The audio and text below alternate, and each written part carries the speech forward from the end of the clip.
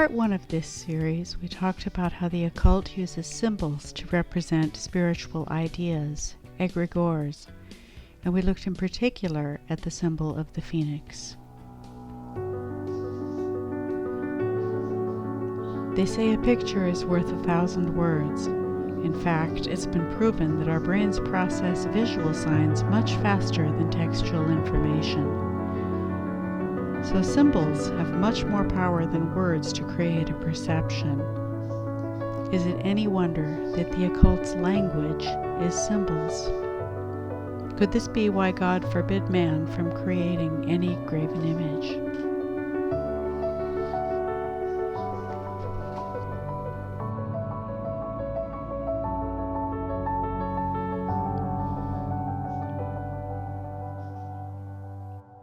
Our Father has given us everything we need to know about life in this world, including insight into how our enemy works.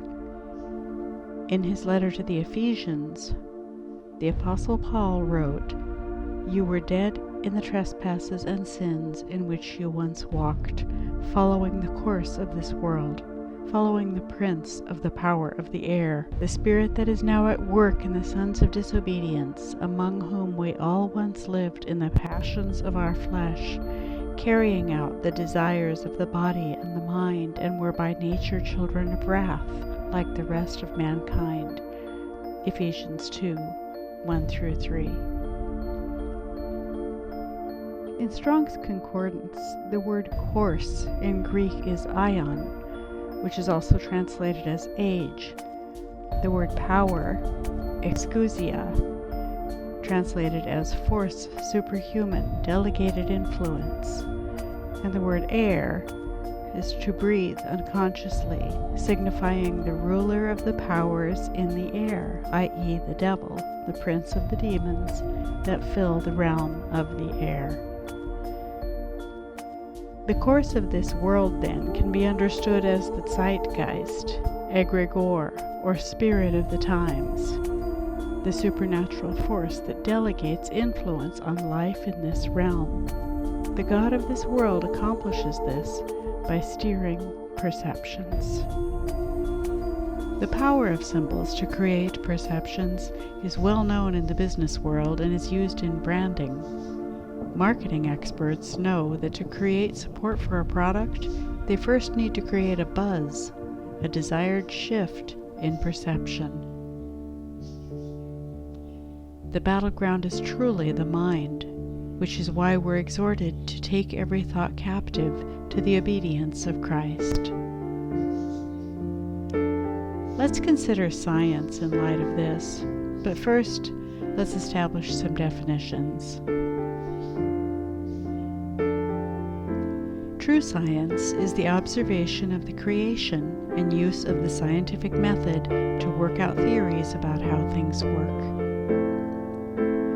Naturalistic science, which came into being in the early 20th century, is also known as scientific philosophy or naturalism, since it blends true science with philosophy.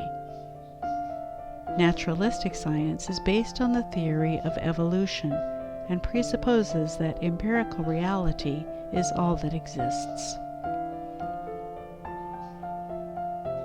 Theoretical science is ultimately about manipulating reality, natural law, laws of motion, and so on, through quantum exploration, which is nothing but an intellectually appealing repackaging of the occult practice of alchemy. In our society, particularly in our schools of higher education, naturalistic theoretical science, or scientism, science falsely so called, demands to be viewed as the know-all and the end-all. It has set itself up as the creator, hence the definer of allowable reality. With that as a backdrop, let's look at the symbol associated with DNA.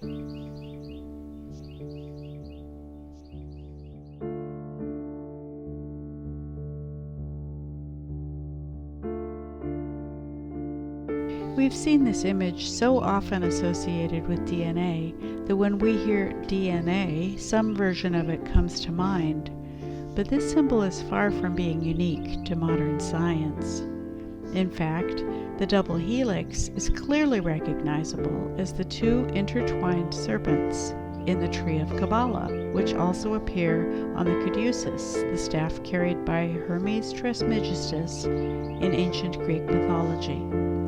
But it actually goes back much further to the Babylonians and the Egyptians, as well as other ancient cultures. One psychologist, consciousness teacher, explains on his blog that the twin intertwined serpents are the two Kundalini serpents, which, quote, reflect the complementary aspects of the divinity out of which all things flow. Central in this symbolism is the notion of energy. It may refer to the ultimate as the transcendent source of all life, to life in general, to the life force of a specific being, to respiration, to air, and to the life organs. It is the creative force that underlies and pervades all being, an invisible force that moves and empowers cosmic life, unquote. He goes on to say, quote, that this energy should be represented in two of its aspects by two snakes is not surprising, since the primary divinity involved in this ritual process is also depicted as a snake, that is, Kundalini. It is believed to possess the powers of healing and immortality. Shedding its skin, the snake appears to undergo rebirth. Unquote. Occultists contend that the serpent represents knowledge, truth, and wisdom, rather than evil. Theosophist Alice Bailey, regarding the twin serpents, wrote, "Such is the God within of all these various sects. It is represented by the caduceus of Hermes with its twin serpents, negative and positive, twining around the central rod, the spinal column, surmounted at the pineal gland by the wings of what is called liberation. The ball at the top of the rod being the pituitary body, the seat of supreme power," unquote. Describing this image of the satanic Baphomet, the website Pneumaticos93 writes, quote, "The two serpents, currents, winding their way around the Tau-shaped caduceus implies the opposing forces which are in eternal balance, male and female joined as one, wisdom and understanding, the two hemispheres of the brain, the bipedal nature of man, the twin spirals of DNA, the Kundalini, and the union of a fiery fluorescent sperm with the dark elusive egg," unquote. Kabbalah rabbis teach that the serpent is the prophesied Messiah of Judaism. The celebrated rabbi, known throughout the Jewish religious world as the Gaon of Vilna, taught of the Kabbalah's doctrine that inside Judaism's vaunted tree of life there resides a great and sacred serpent, whose masculine name is Leviathan, and whose feminine name is Malkut. It is this sacred serpent, the Kabbalah teaches, that in the coming Messianic age will rise from the abyss to conquer the Gentiles and exalt God's chosen, the Jews. This Leviathan, the holy and piercing serpent, is their expected Messiah, who's prophesied to appear, the one who will supernaturally possess the bodies of the world's Jews and lead them to global domination and glory. Daily Kabbalah lesson of the Zohar stresses that, quote, "This snake comes as medication, an angel sent to us. We should be grateful to the serpent for its help. The serpent has a very important mission. The serpent is the angel of help." Rabbi Joel David Bakst, in his book Journey to the Center of the Torah, The Secret in the Serpent's Belly, wrote, quote, "In Messianic times and beyond, the serpent, will be redeemed and revealed in all its glory and awesomeness." Unquote. As Christians, we recognize the lie of the serpent in the garden. And we recall our King's words to the Pharisees. Occult knowledge, portrayed by the double helix Caduceus of Hermes, represents the serpent, god of this world's, offer of a worldly life apart from the true and only life source that is God the Creator. Man would be his own God, govern his own affairs without answering to a Creator outside of himself, achieve his own immortality with the help of a mystical life force. In this way, men in ancient cultures, guided along by demonic entities, resurrected the mystery school teachings of the pre-flood world with its temporal aspirations.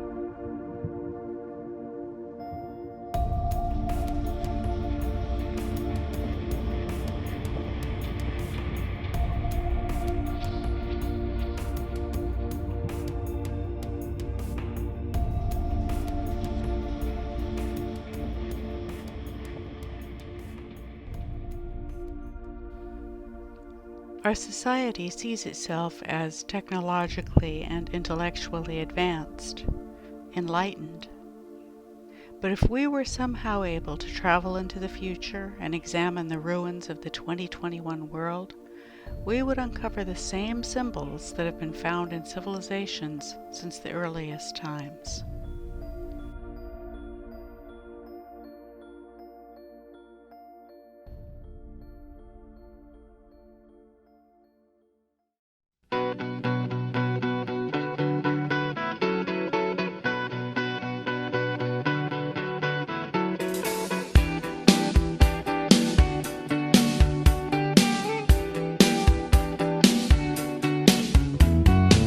The double helix symbol has been emblazoned into our perception by the official keepers of allowable truth as the structure of DNA, the very essence of our being.